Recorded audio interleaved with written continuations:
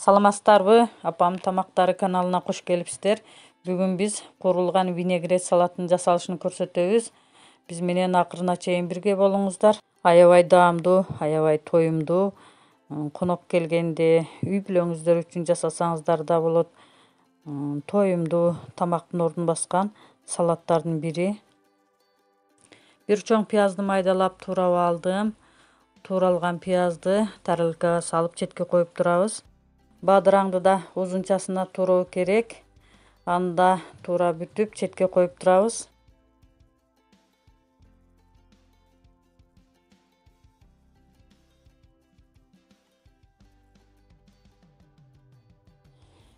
Бир чоң сабизди кыргычтан өткөзүп алдык.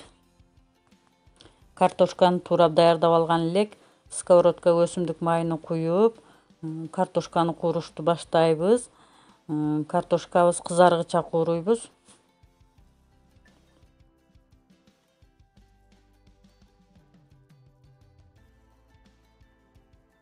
Мына картошкабыз да кызарып калды.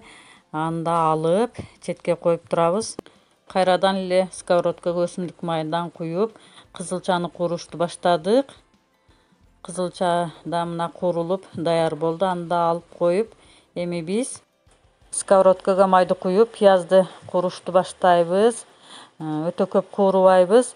Бир аз эле кууш керек. Үстүнө сабиз салып, сабизда жумшаргандан кийин эле токтотобуз. Жыйноо кезек келди. Сабиз салдык. Куурулган картошканы, анын үстүнө кызылчаны, бадыраңды, сууга кайнатылган лояны коштук.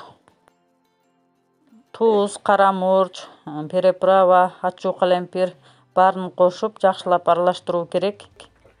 Мына биздин салатыбыз даяр болду. Сиздер да даярдап көрүңүздөр. Биздин каналга баш багып туруңуздар. Тамагыңыздар даамдуу болсун. Саламатта калыңыздар.